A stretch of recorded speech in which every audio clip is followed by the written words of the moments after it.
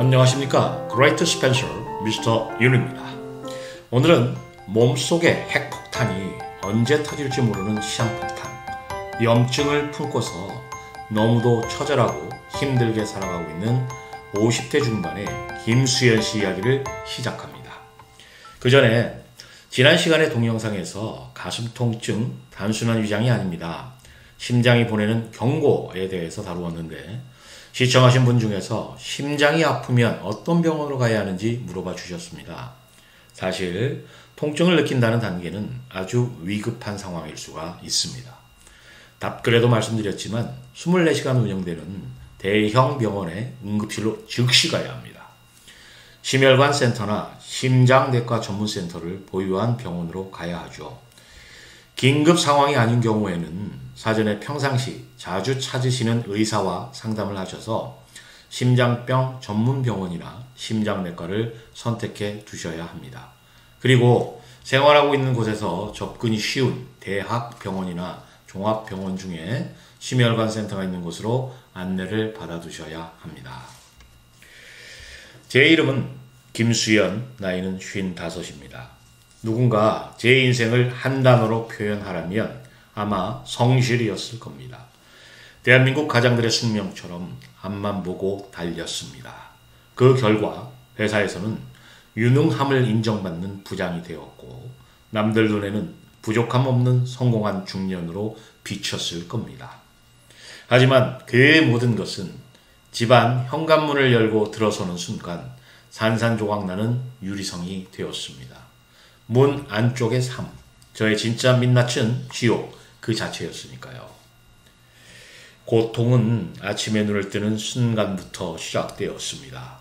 마치 온몸의 관절 마디마디가 녹슨 톱니바퀴가 되어 삐걱거리는 듯한 느낌. 밤새 굳어버린 몸을 일으켜 세우는 것은 매일 아침 홀로 치러야 하는 처절한 사투였습니다.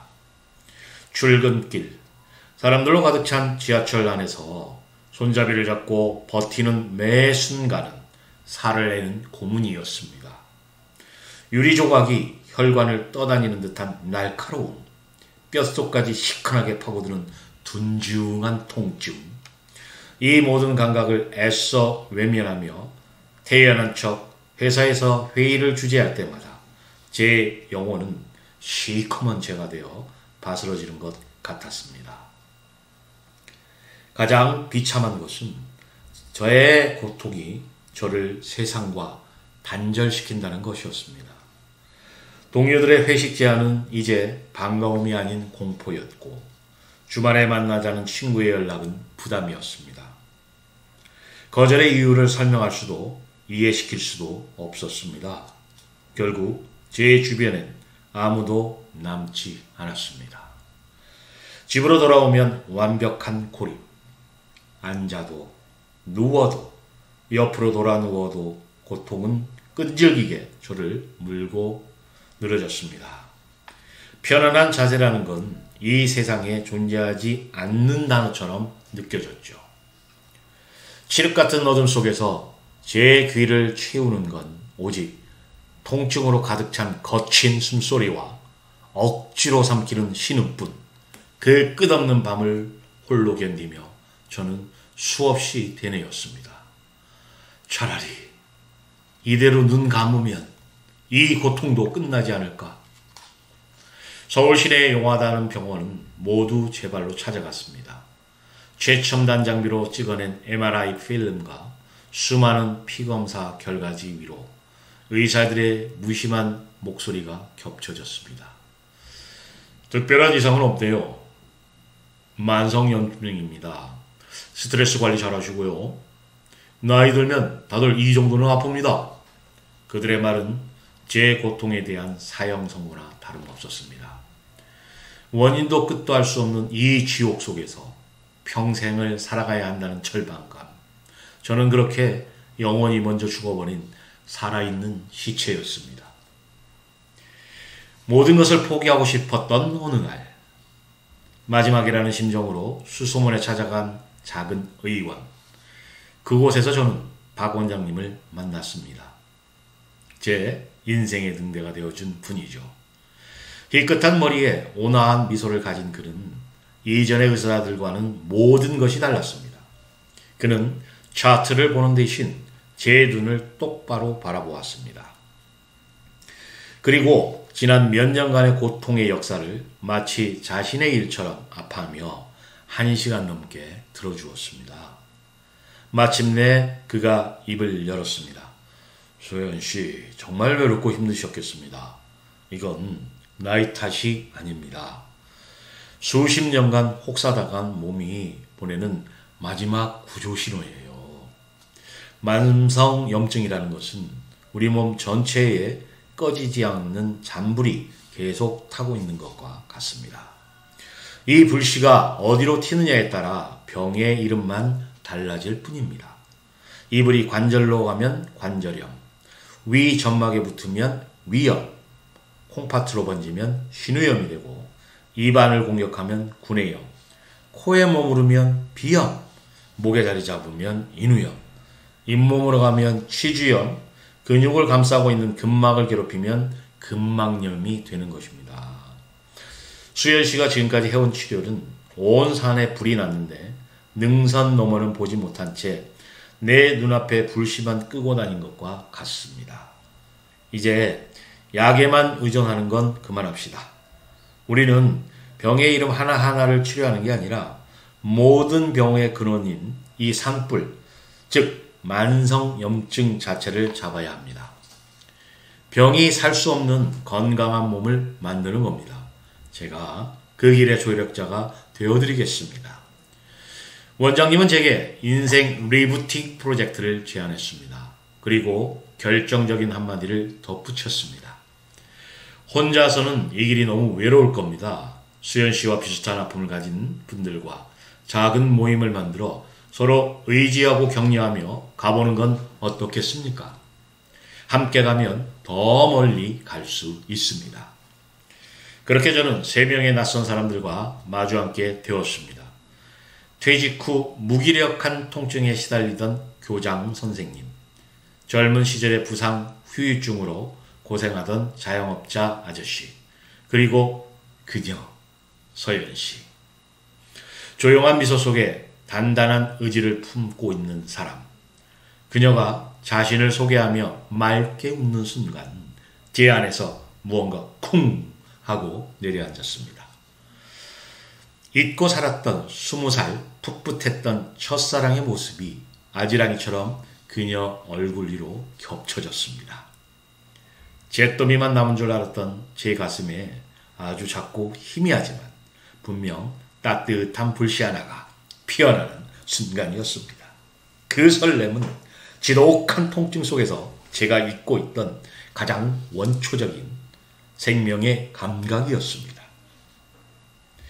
3개월 계획의 시작은 간헐식 단식과 냉기의 노출이었습니다. 매일 아침 심장이 멎을 듯한 차가운 물줄기를 맞으며 저는 비명을 삼켰습니다. 그리고 욕실을 나와 거울 앞에 서면 추위로 상기된 제 얼굴 위로 느껴지는 짜릿한 상쾌함. 오늘도 나는 나를 이겼다. 이 작은 승리감은 하루를 버티게 하는 힘이 되었습니다. 한 달에 한 번 우리는 박 원장님의 진료실에 모두 모였습니다. 그 시간은 더 이상 두려운 진료가 아닌 따뜻한 축제였습니다. 이번 달 염증 수치가 5%나 떨어졌어요, 수연씨. 정말 대단하십니다. 원장님의 칭찬에 어깨가 으쓱해졌습니다. 교장 선생님은 아침 산책을 시작했다며 소년처럼 웃으셨고, 자영업자 아저씨는 가게 문을 닫고 싶을 때마다 우리 단톡방을 보며 힘을 냈다고 고백했습니다. 서연 씨는 자신만의 레몬 디톡스 워터 레시피를 공유해 주었죠. 이 시간만큼은 저는 더 이상 외로운 환자가 아니었습니다. 우리는 서로의 고통을 가장 잘 아는 전우이자 서로의 작은 변화에 진심으로 박수를 쳐주는 든든한 동료였습니다. 그렇게 하루하루 시간이 흐르고 어느덧 6개월 차가 되었을 때 우리는 숲 치유 탐험과 고용량 커큐민 여정에 들어섰습니다. 주말마다 함께 산을 찾는 것은 우리에게 가장 큰 기쁨이 되었습니다. 처음에는 숨이 턱까지 차오르고 다리가 후들거렸지만 서연 씨가 늘 제 옆에서 말없이 보폭을 맞춰주었습니다. 힘들면 쉬어가도 괜찮아요. 그저의 나지막한 목소리는 그 어떤 응원가보다 더 큰 힘이 되었습니다. 한 번은 비온 뒤 미끄러운 바위길에서 제가 그녀의 손을 잡아주었습니다. 잠깐 스친 손의 온기가 제 심장을 타고 온몸으로 퍼져나가는 것을 느꼈습니다. 쿵쾅거리는 심장 소리를 들킬까봐 애써 태연한 척했지만 제 얼굴은 분명 빨갛게 달아올라 있었을 겁니다. 산에서 내려와 함께 먹는 두부 요리는 세상에서 가장 맛있는 음식이었습니다. 서로의 식단을 체크해주고 몸에 좋은 레시피를 공유하며 웃음꽃을 피웠습니다. 통증이 있던 자리에는 어느새 설렘과 따스함이 채워지고 있었습니다. 그날 우리는 숲속 벤치에 나란히 앉아 처음으로 깊은 이야기를 나누었습니다. 그녀가 원인 모를 통증으로 화가의 꿈을 잠시 접어두어야 했다는 이야기를 들으며 저는 그녀의 아픔에 깊이 공감을 했고 동시에 그녀를 꼭 지켜주고 싶다는 강한 마음이 싹트는 것을 느꼈습니다. 또다시 세월은 유수와 같이 흘러 어느덧 1년. 우리의 처음부터 최종 목표로 삼았던 북한산 등반의 날이 밝았습니다. 마지막 관문인 HIIT, 즉 짧은 시간 동안 높은 강도로 운동을 하고 그 사이사이에 짧은 휴식을 번갈아하는 운동 방식으로 다져진 우리들의 몸은 1년 전과는 비교할 수 없이 가벼웠습니다. 서로를 격려하며 한 걸음 한 걸음 내디딘 끝에 마침내 우리는 서울 시내가 발 아래 융단처럼 펼쳐진 백운대 정상에 섰습니다.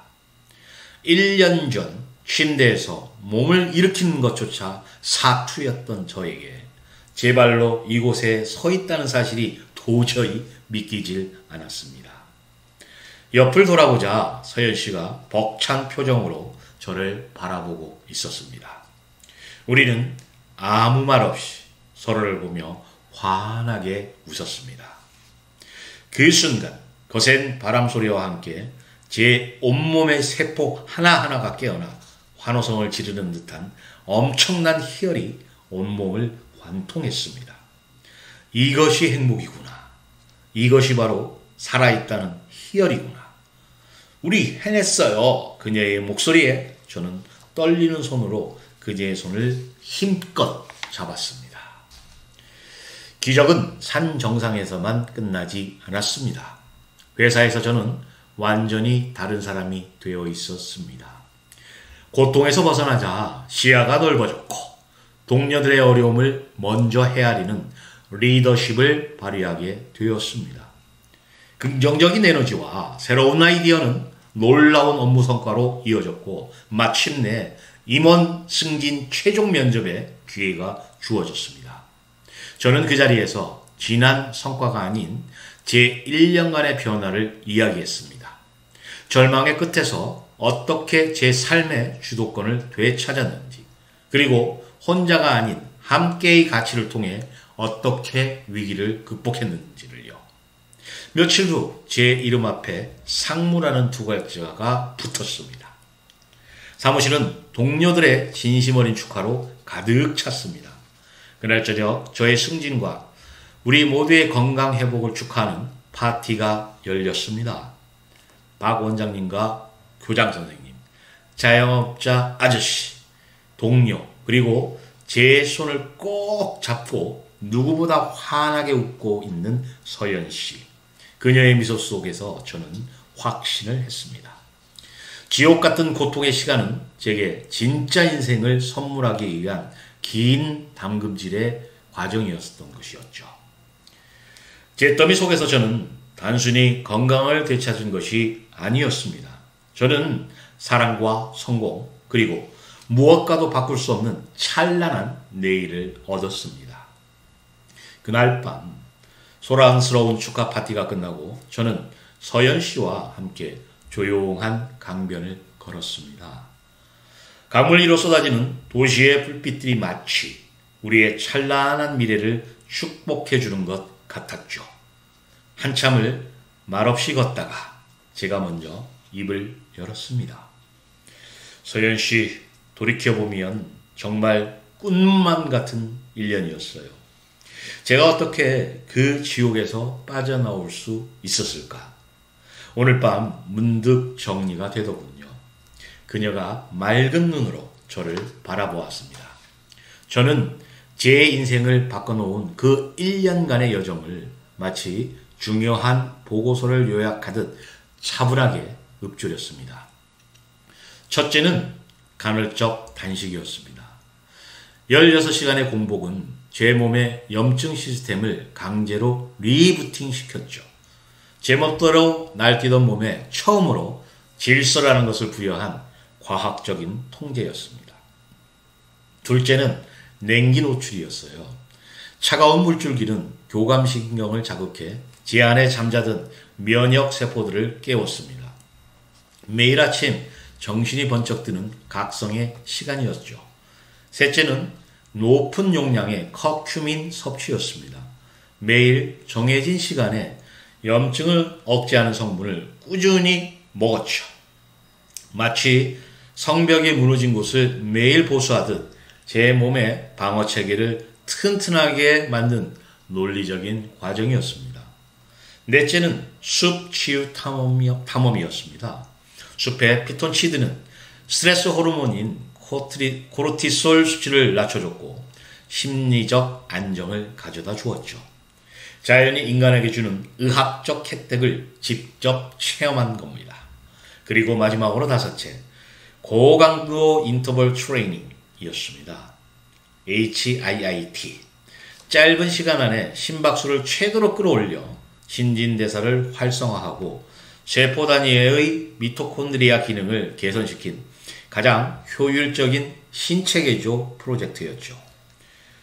저는 마치 대단한 사실을 깨달은 사람처럼 말을 마쳤습니다. 제 논리적인 분석에 그녀가 고개를 끄덕여 주리라 생각했죠. 하지만 서연 씨는 잠시 저를 바라보더니 제 손 위로 자신의 손을 살며시 포개며 부드럽게 웃었습니다. 수연 씨는 정말 남자인가 봐요. 네? 저는 조금 다르게 기억하고 있거든요. 그녀의 목소리는 밤 공기처럼 부드럽게 제 마음에 스며들었습니다. 제게 첫 번째 기억은 16시간의 공복 끝에 수연 씨와 함께 먹었던 그 따뜻한 현미밥의 온기예요. 음식을 앞에 두고 고맙다고 속삭이던 수연 씨의 진지한 얼굴이었죠. 제게 두 번째 기억은 냉수 샤워를 끝내고 단톡방에 오늘도 성공이라고 올렸을 때 제일 먼저 대단해요 서연 씨라고 대답해 주던 수연 씨의 응원 메시지였어요. 그 메시지 덕분에 아침이 기다려졌죠. 제게 세 번째 기억은 커큐민이 어디에 더 좋은지 꼼꼼하게 자료를 찾아 공유해 주던 수연 씨의 자상함이었어요. 캡슐의 성분이 아니라 저를 챙겨주던 그 마음이 제겐 약이었어요. 제게 네 번째 기억은 숲길을 걷다 제가 발을 헛디뎠을 때 놀라서 제 팔을 꽉 잡아주던 수연 씨의 단단한 손길이에요. 그날 제 심장이 얼마나 뛰었는지 몰라요. 숲의 피톤치드가 아니라 수연 씨의 옹기 때문에 제 마음이 아주 편안해졌던 거예요. 그리고 제게 마지막 다섯 번째 기억은 함께 땀 흘리며 운동이 끝난 뒤 숨을 헐떡이면서도 서로를 보며 웃음을 터뜨렸던 바로 그 순간이었죠. 우리는 힘든 훈련을 한 게 아니라 매일 함께 즐거운 놀이를 했던 거죠. 그녀의 말을 듣는 순간 저는 망치로 머리를 한 대 얻어맞은 듯한 충격을 받았습니다. 아, 그랬구나. 저는 지난 1년간 우리가 해낸 일들의 사실만을 보고 있었습니다. 염증 수치가 얼마나 떨어졌는지, 어떤 과학적 원리로 몸이 좋아졌는지를 분석하고 있었죠. 하지만 그녀는 그 모든 사실의 이면에서 우리가 함께 나누었던 감성을 느끼고 있었습니다. 저는 고통을 이기는 과정을 기억했지만 그녀는 그 과정 속에서 피어난 관계와 온기를 기억하고 있었습니다. 남자인 저는 결과를 보았고 여자인 그녀는 의미를 느낀 것이죠. 그리고 바로 그 차이가 우리를 완벽하게 하나로 만들고 있었습니다. 저는 그녀의 손을 마주 잡았습니다. 이번에는 더 단단하고 더 따뜻하게. 이제야 알겠어요, 서현 씨. 저는 그저 우리가 걸어온 길 위에서 이정표의 숫자만 세고 있었나 봐요. 하지만 서현 씨는 그 길 위에서 함께 보았던 풍경과 함께 나누었던 공기의 향기까지 모두 느끼고 있었군요. 서현 씨의 공감이 있었기에 제가 걸어온 이 삭막했던 사실들이 비로소 의미를 갖게 되었습니다. 서현 씨의 감성이 있었기에 저의 무모했던 도전이 따뜻한 추억으로 남을 수 있었고요. 그래서 우리가 함께 된 거군요. 우리는 서로를 바라보며 말없이 웃었습니다. 더 이상 어떤 설명도 필요 없는 완벽한 공감의 순간이었습니다. 저는 제 첫 번째 인생이 오직 앞만 보고 달리는 경주였다면 제게 주어진 두 번째 인생은 사랑하는 사람과 보폭을 맞춰 함께 걷는 여행이라는 것을 깨달았습니다. 제 품속에서 작은 책자 하나를 꺼냈습니다. 그녀가 언젠가 스치듯 말했던 화가의 꿈을 다시 펼쳐보고 싶다던 프랑스 남부의 작은 마을이 담긴 여행 책자였습니다. 서현 씨, 제 인생의 첫 번째 목표는 성공이었습니다. 하지만 제 두 번째 인생의 첫 번째 목표는 서현 씨와 함께 이곳에서 라벤더가 피는 걸 보는 겁니다. 저와 다음 여정을 함께 떠나주시겠어요? 그녀의 눈에 별처럼 반짝이는 눈물이 보였습니다. 그녀는 대답 대신 세상에서 가장 환한 미소로 제게 고개를 끄덕여 주었습니다. 강물은 고요히 흐르고 도시의 불빛은 여전히 우리를 비추고 있었습니다. 지옥의 핵폭탄, 시한폭탄 속에서 이제 마침내 그 모든 폭탄을 제거하고 저는 마침내 제 삶의 가장 눈부신 불꽃을 피워냈습니다. 감사합니다.